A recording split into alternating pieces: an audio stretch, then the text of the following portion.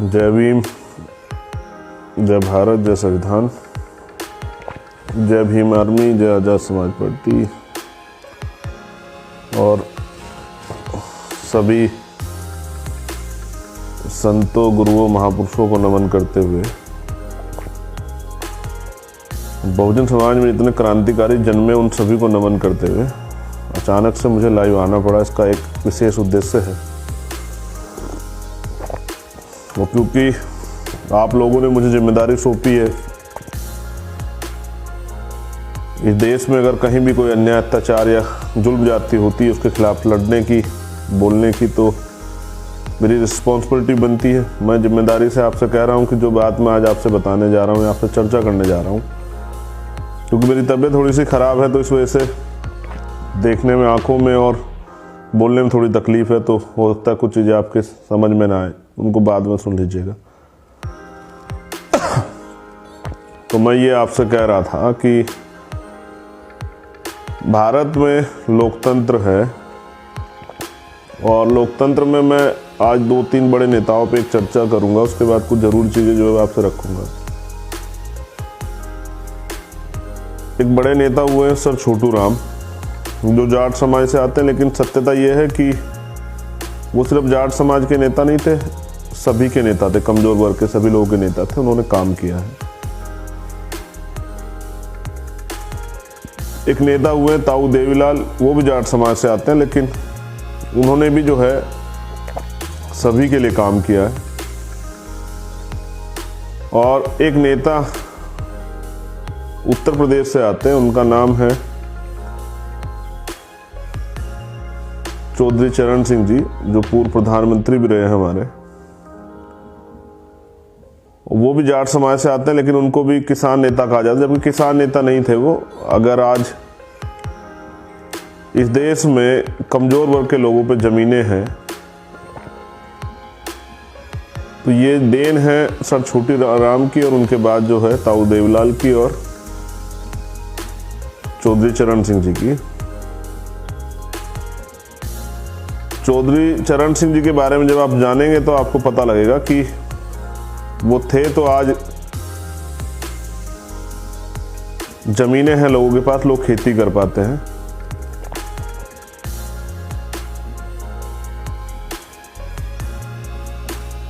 उसी तरह से सर छोटू राम तो बाबा साहब के साथ ही मिलकर जो है अन्याय, अत्याचार के खिलाफ और कमजोर वर्गों के लोगों के लिए आंदोलन चला रहे थे। ये बात मैं आपको इसलिए बता रहा हूं कि इस देश में जाति और जाति की वजह से जो अपर कास्ट के लोग हैं, उनके जो नेता होते हैं वो सर सब पूरे देश के नेता होते हैं, और जो बैकवर्ड के, दलितों के, माइनॉरिटियों के, आदिवासियों के जो नेता होते हैं, चाहे वो कितना भी काम कर लें, वो जिस समाज में जन्मे उसी के नेता बनकर रह जाते हैं। ये एक षड्यंत्र है। वो नहीं चाहते कि सामाजिक भाईचारा बने, इसलिए ये सब चीज़ें की जाती हैं। इसलिए चौधरी चरण सिंह जी प्रधानमंत्री रहते भी सिर्फ जाट नेता, किसान नेता रहते हैं। सर छोटू राम कमज़ोर वर्गों के लिए लड़ने के बावजूद भी जाट नेता रहते हैं, और ताऊ देवीलाल भी कमज़ोर वर्ग के लोगों के लिए लड़ने के बावजूद भी वो जाट नेता रहते हैं। ये मैं बात आपसे आज क्यों कर रहा हूँ, क्योंकि आज देश में सबसे बड़ा मुद्दा जो है वो किसानों का चल रहा है। लोकतंत्र इसलिए बनाया गया कि सभी को बराबर के अधिकार है। संविधान ने लोकतंत्र दिया, संविधान ने अधिकार दिया। अगर आपको लगता है कि कोई कानून सुप्रीम कोर्ट द्वारा, किसी भी न्यायालय द्वारा या किसी भी सरकार द्वारा जो कानून बनाया गया वो जनहित में नहीं है, वो आपके लिए नहीं है, उससे आपका नुकसान हो रहा है, तो आप उसके विरुद्ध अपनी बात को रख सकते हैं। कोई शौक से सड़क पे नहीं आता, खुशी से नहीं आता सड़क पे। जब इंतहा हो जाती, क्योंकि आप लोग तो जानते हैं, भीम आर्मी, आज़ाद समाज पार्टी और बहुजन समाज के लोग इस देश में जानते हैं, गुड आफ्टरनून, कि सड़क पे कभी तब आते हैं लोग जब उनकी सारी उम्मीदें जो हैं वो खत्म हो जाती हैं, जब उन्हें बिल्कुल नाउम्मीद वो हो जाते हैं, उन्हें लगता है न्याय नहीं मिलेगा, तब वो सड़क पे आते हैं। और आज अगर किसान सड़क पे हैं, तो इसके पीछे एक बड़ा कारण है। पहली बात तो जैसे मैंने कहा, लोकतंत्र है, अधिकार है विरोध करने का, समर्थन करने का। तो किसान जो है, किसान कहा जाता है, किसान देश की रीढ़ है, अन्नदाता जो है देश का भगवान है, जय जवान जय किसान के नारे लगाए जाते हैं। वही किसान आज बेबस है, लाचार है, क्योंकि जो बनाना जानता है वो बिगाड़ना भी जानता है। किसान जब फसल लगाता है, बीज देखकर वो आइडिया लगा लेता है कि फसल कैसी होगी। इस देश के किसान ने आंदोलन का बिगुल बजाया, क्योंकि वो जान चुका है कि जिस कानून को भारतीय जनता पार्टी और केंद्र की जो सरकार है वो लेके आई है, वो कानून बहुत ही खतरनाक है और वो कानून जो है किसानों की कमर तोड़ देगा, किसानों को पूंजीपति आगे बेबस कर देगा। किसानों की जो पूंजी है, उसकी भूमि जो उसको जिसको मां कहता है, उसको छीन लेगा। किसान यहां कर्जदार हो जाएगा। मैं किसान पे इसलिए बात कर रहा हूं, मैं आज काफी बात करूंगा आप लोगों से। किसान, अन्नदाता, देखिए जैसे सीमा पे जवान होते हैं ना, जय जवान जय किसान, तो उनको भी तनख्वाह मिलती है, लेकिन उनका समर्पण होता है। वो रात को 2 बजे 4 बजे ड्यूटी करते हैं। वो धूप, बारिश, ठंड, कोई भी मौसम हो, उसी तरह से किसान भी रात को 2 बजे पानी देता है। उसको उसकी फसल की लागत नहीं मिलती, उसके बच्चे भी उसके साथ होते हैं। प्राकृतिक मार, ओला, बारिश, तमाम चीज़ों से लड़ता है जो समय के अनुरूप नहीं हो पाती। कभी कभी बारिश नहीं होती तो पानी के लिए परेशान होता है, कभी कभी जब पानी ज़्यादा हो जाता है तो पानी निकालने के लिए परेशान होता है। आप समझिए कि किसान कितना बेबस होता है, और फिर उसको उसकी फसल का उचित मूल्य नहीं मिलता, उसके परिवार भी उसमें पिसता है। खाली किसान नहीं पिसता है। देश की विडंबना है कि यहाँ पूंजीपति पैसे लेके भाग जाता है और किसान आत्महत्या करता है। बड़े दुख का विषय है, जो जिसकी वजह से हमारे घरों में अन्न आता है, वो किसान आत्महत्या करता है और उसकी आत्महत्या पर चर्चा नहीं होती। कोई अमीर आदमी, कोई फिल्म स्टार, कोई और आत्महत्या करता है तो उस पर डिबेट होती है, 2-2 महीने टीवी पे चलता है। लेकिन वो किसान किस बेबसी में ये सब चीज़ें करता है और उसका जिम्मेदार जो सरकार है उस पर कोई चर्चा नहीं होती है। मैं बात आपको इसलिए कह रहा हूं कि आंदोलन किसान इसलिए कर रहा है क्योंकि वो मजबूर हो चुका है। उसको पता है कि सरकार उसकी नहीं सुनेगी। 2.5 महीने से वो अपने घरों के बाहर, अपने गाँव में, अपने अपने प्रदेशों में वो आंदोलन कर रहा था, सड़कों पे था, सरकार ने कुछ नहीं सुनी। लेकिन इस बार सरकार का पाला जिन लोगों से पड़ा है उनको किसान कहते हैं। तो सरकार कोई बहुत भारी पड़ने वाला है। पहली बात तो किसान दिल्ली क्यों नहीं आ सकता, सवाल सबसे बड़ा ये है। मुझे भी एक बार जब जमा मस्जिद का आंदोलन हुआ तो मुझे भी दिल्ली आने से रोका गया था। मामला बिल्कुल साफ था कि आंदोलन मजबूत ना हो। दिल्ली में पूरे देश की, पूरी दुनिया का मीडिया रहता है, और जब किसान यहाँ आकर बैठेगा, अपनी समस्या बताएगा, तो पूरी दुनिया में देखने को मिलेगा, क्योंकि खेती तो सब जगह पे होती है, कि भारत के किसान के साथ क्या हो रहा है। यहाँ प्रजातंत्र है, लोकतंत्र है, लेकिन किसान जिस कानून को नहीं चाहता उसको लागू जबरदस्ती किया जा रहा है। बेबस होकर वो सड़कों पे है, आंदोलन कर रहा है। मैं मानता हूँ महामारी है, मगर मुझे बताइए कि जब इतनी बड़ी बड़ी रैलियां आपने की हैं, चुनाव कराया है, किसी की नहीं सुनी है, चुनाव आयोग आपके बिल्कुल जो है मोहरा बना हुआ है। जब आपने चुनाव कराया तब तो कोरोना नहीं था। जब बड़ी बड़ी रैली भारतीय जनता पार्टी के प्रधानमंत्री, गृह मंत्री अभी बंगाल में जाके कर रहे हैं, या बिहार में आपने की, तमाम सारे नेता, बीजेपी के राष्ट्रीय अध्यक्ष और बीजेपी के नेता, अन्य पार्टी के सब नेता जब वो रैलियां कर रहे थे जिसमें हजारों हजार लोग सम्मिलित हो रहे, तब तो कोरोना का डर आपको नहीं था, क्योंकि आपके लिए सत्ता सब कुछ हो चुकी है। तो कोरोना कोई आपके लिए खेल है, कोरोना की आप परवाह कर रहे हैं। तो आप इसी बीच में जो है राम मंदिर का शिलान्यास कराते हैं, इसी बीच में जो है आप तमाम तरह की जो है और धार्मिक उत्सव कराते हैं, उस पर आपको कोरोना नहीं दिखाई देता। अभी छठ पूजा हुई, इस पर इतनी भीड़ हुई है तमाम, वहाँ मतलब आप क्या समझ रहे, जनता को बेवकूफ़ समझ लिया गया सरकार ने। कि जब भी कोई आंदोलन की बात करेगा तो कोरोना आ जाएगा, उससे पहले कोरोना नहीं होगा। जब आप इतनी बड़ी बड़ी रैलियां करेंगे तब कोरोना नहीं होगा। सरकार को पता है कि अगर किसान दिल्ली आके बैठ गए तो ये आंदोलन इतना मजबूत हो जाएगा कि सरकार को इनके आगे झुकना पड़ेगा। और सरकार पूंजीपतियों से पैसे ले चुकी है, पूंजीपतियों से वादा कर चुकी है अपने मालिकों से कि नहीं, हम आपकी इस ये जो आपको मुनाफाखोरी चाहिए, मुफ्तखोरी चाहिए, इसमें हम आपकी मदद करेंगे। इसलिए सरकार डर रही है। सरकार जानती है कि अगर किसान आके एक बार बैठ जाएगा तो और लोगों का भी समर्थन उसे मिलेगा और फिर किसान तब तक यहाँ से नहीं हटने वाला, क्योंकि जो किसान 6 महीने का 4 महीने का राशन लेके आ रहा है वो इतनी आसानी से नहीं जाने वाला। जो किसान कोरोना में अपनी जान की, इतनी ठंड में बारिश की, पानी की बौछारों की, आंसू गैस के गोलों की, कटीली तारों की, बैरिकेडिंग की, लाठियों की परवाह नहीं कर रहा है, इसका मतलब वो तैयार होके आया। और इतना तैयार आदमी तब होता है जब उसको पता है कि भविष्य में उसके साथ क्या होने वाला है। पहली बात तो हम दिल्ली क्यों नहीं आने दे रहे हैं। दिल्ली, अगर उनको दिल्ली आने तो हरियाणा सरकार क्या दिक्कत है, क्योंकि हरियाणा में भी भारतीय जनता पार्टी सरकार है। वो सरकार जो है केंद्र सरकार के सारे पैसा कर रही है, इसलिए हरियाणा बॉर्डर पूरे हरियाणा को बंद किया गया है। किसान लड़ रहा है वहाँ, इतनी ठंड में पानी की बौछारें उसके ऊपर की जा रही है, उनकी जान जा। किसान ही तो है। मैं ये कह रहा था इंटरनेट प्रॉब्लम हो गई थी मेरी, तो लाइव से भी सरकार को दिक्कत हो जाती है कि किसान ही तो हैं, हमारे देश के ही तो हैं, इस देश के नागरिक ही तो हैं। तो फिर उनको रोकने के लिए आंसू गैस का या ये गड्ढे खोदे जा रहे हैं, ये तमाम जो चीज़ें की जा रही, कहाँ को की जा रही हैं। और इससे हरियाणा सरकार क्या दिक्कत है, वो तो दिल्ली आ रहे हैं, हरियाणा में थोड़ा आंदोलन कर रहे हैं।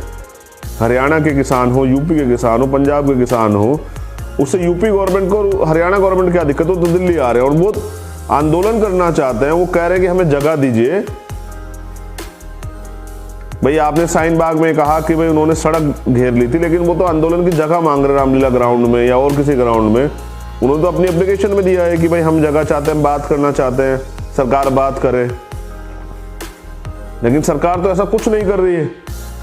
क्यों उनको आंदोलन से रोका जा रहा है? क्योंकि सरकार को पता है कि आंदोलन बहुत बड़ा होने वाला है। और मीडिया के लोग क्या कह रहे हैं, देखिए पहली बात तो किसानों के सामने, किसान मोस्टली आप देखें ना, जो सीमा पे जो जवान है हमारे, वो किसानों के बच्चे हैं। क्योंकि हर गांव में खेती होती है, हर कस्बे में खेती होती है, हर जिले में खेती होती है, हर प्रदेश में खेती होती है। तो सभी किसान तो नहीं जागे हैं।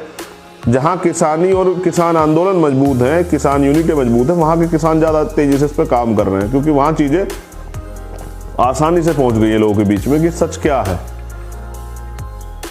मैं आपसे ये कह रहा हूं कि मीडिया से एक सवाल पूछे, किसानों को कौन भड़का रहा है, तो मैं इसका जवाब देता हूं आपको।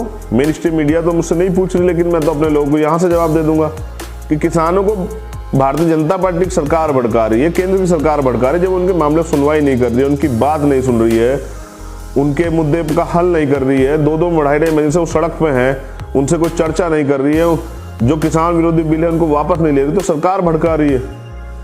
मैं आंदोलनकारी हूं, मैंने आंदोलन किए हैं, मैंने आंदोलन आपके सहयोग से देखे हैं। मैं जानता हूं कि किस तरह आंदोलन को कुचला जाता है, किस तरह आंदोलन में झूठ और गलतफहमियां फैलाई जाती है। जैसे कहा जा रहा है कि खालिस्तान के कब्जे में आंदोलन है, ये है वो है। अरे किसानों के कब्जे में आंदोलन है और किसान कर रहे हैं।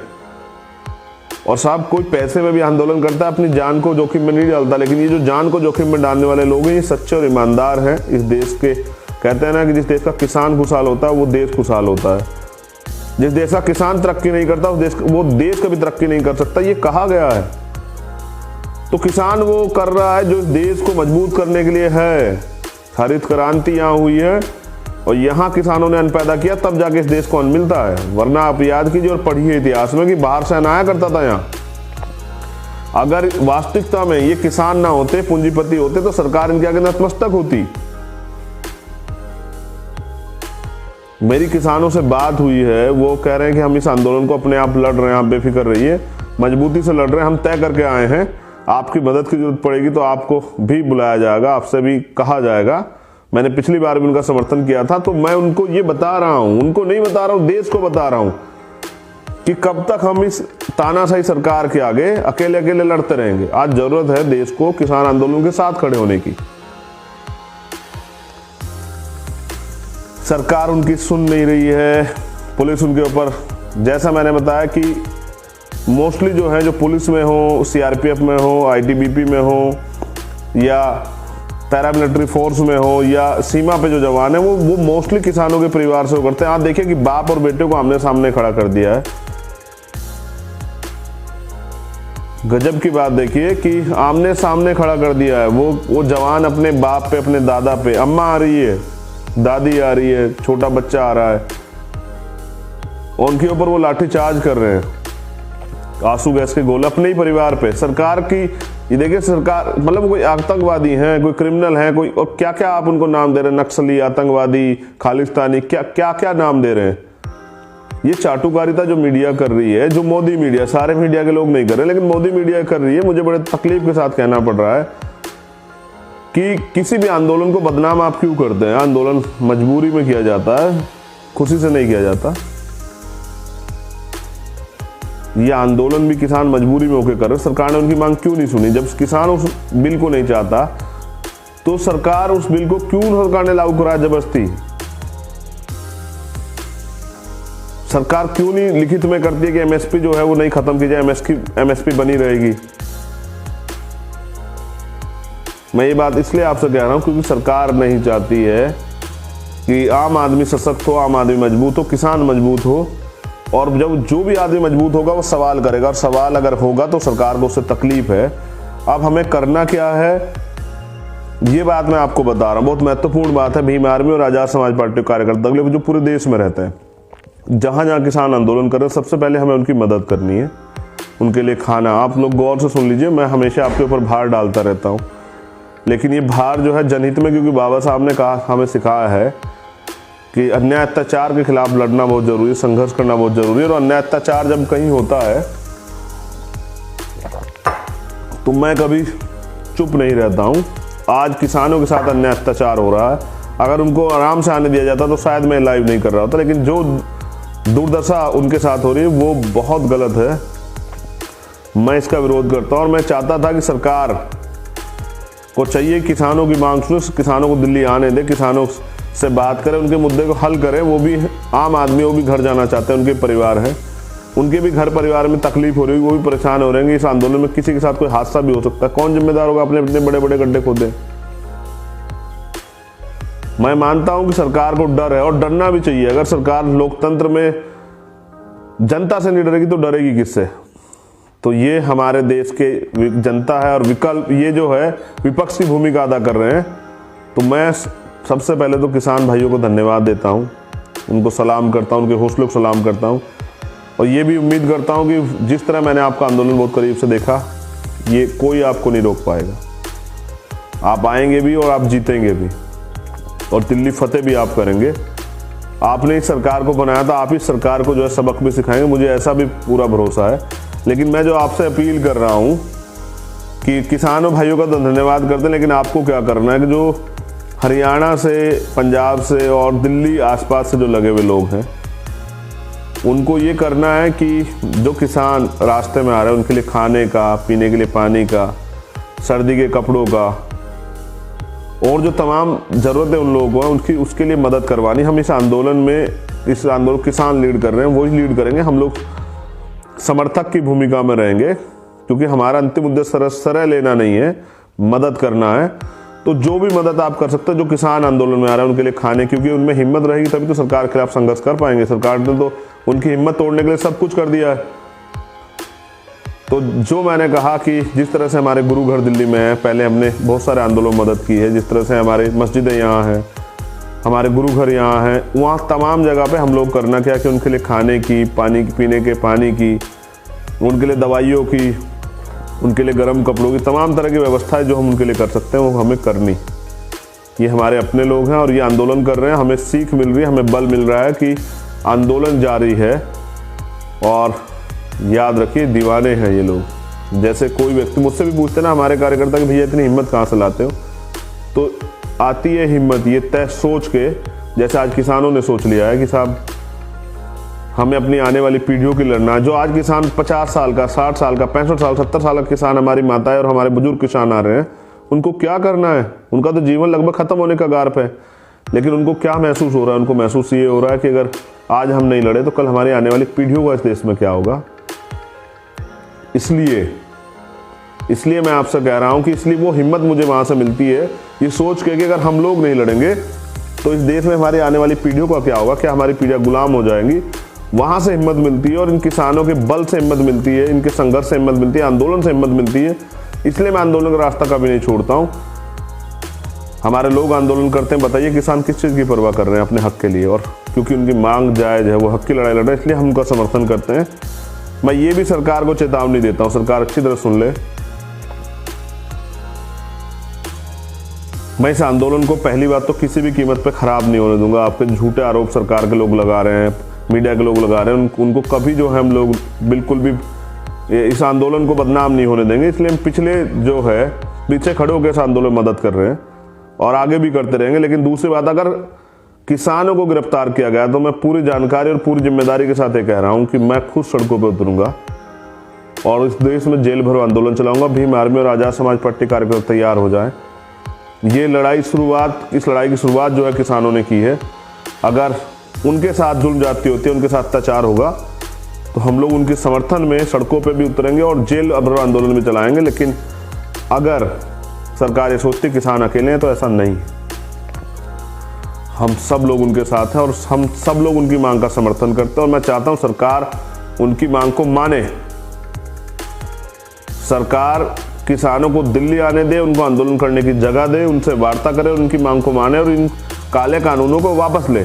और सरकार ऐसा नहीं करती, सरकार तानाशाही दिखाती है। प्रधानमंत्री मोदी जी और उनकी सरकार अगर तानाशाही दिखाती है, खट्टर साहब अगर तानाशाही दिखाते, तो मैं कहना चाहता हूं कि अगर किसानों को गिरफ्तार किया गया, उनको दिल्ली आने की इजाज़त नहीं दी गई बहुत जल्द, तो हम लोग सड़कों पे भी उतरेंगे और उनको प्रोटेक्ट भी करेंगे। 2 दिन से हम इंतजार कर रहे हैं कि आप आराम से उनको आने दें। अगर आप जुल्म ज्यादती करेंगे तो हम जुल्म ज्यादती होते नहीं देखेंगे किसी भी कीमत पे। फिर मैं भीम आर्मी के लोगों से भी लाइव आके दरखास्त करूंगा, अगर आपने किसानों को जेल में डालने का काम किया तो कि भाई आप लोग भी सड़कों पे आइए। और जेल हम देखते हैं सरकार की जेलों में कितना दम और कितनी जगह है उन जेलों में। भीम आर्मी और आज़ाद समाज पार्टी के लोग जो दीवाने हैं अपने देश के लिए, अपने अधिकारों के लिए, वो इतनी आसानी से नहीं पीछे हटने वाले। वो जेल भरो आंदोलन चलाएंगे और मैं सरकार को देखूंगा, सरकार की अपने साथियों के सहयोग, सरकार की जेलों में कितनी जगह है। लेकिन अगर सरकार जुल्म ज्यादती और अन्याय करेगी तो ये बर्दाश्त नहीं होगा। सरकार को चाहिए कि लोकतंत्र में विरोध के आंदोलन को जिंदा रखें, लोकतंत्र बना रहे दे। विपक्ष का भूमिका जो किसान अदा कर रहे हैं उनको आंदोलन करने दे, क्योंकि यहाँ अन्ना हजारे का आंदोलन भी तो हुआ था, यहाँ बाबा रामदेव का आंदोलन भी तो हुआ था। तो क्या दिक्कत है? शांतिपूर्वक आंदोलन कर रहे हैं 2.5 महीने से किसान। आपने नहीं सुनी तभी मजबूरी में आ रहे हैं। लेकिन ये घमंड, ये तानाशाही ज़्यादा दिन नहीं चलने वाली। हम किसानों के साथ हैं, किसान आंदोलन के साथ हैं। जय जवान, जय किसान, जय भीम, जय भारत, जय संविधान। लेकिन मैं अपने नौजवान साथियों से कहना चाहता हूँ कि तैयार हो जाइए। अभी आपको उनकी मदद करनी है, जो मैंने आपको बताया, खाने से के सामान से, पीने के सामान से, उनके लिए दवाइयों की, उनके लिए गर्म कपड़ों की, और भी जो भी व्यवस्था है उनके लिए चाहिए वो। और सरकार अगर किसानों के साथ जुल्म ज्यादती करेगी तो फिर हम लोग सड़कों पे उतरेंगे, जेल भरो आंदोलन चलाएंगे। लेकिन किसी भी कीमत पे अगर कोई भी आंदोलन देश में चलेगा उसको कमज़ोर नहीं पड़ने देंगे। हम सब लोग किसानों के साथ हैं और किसानों को धन्यवाद देता हूँ इस आंदोलन के लिए कि आपने दोबारा से एक बड़ी ताकत दी इस आंदोलन को चला के, और ये साबित किया कि ये देश जो है आंदोलन से तैयार हुआ है। यहाँ चरखा चलाने से आज़ादी नहीं मिली है, यहाँ कुर्बानियाँ देने से आज़ादी मिली है। जय भीम, जय भारत।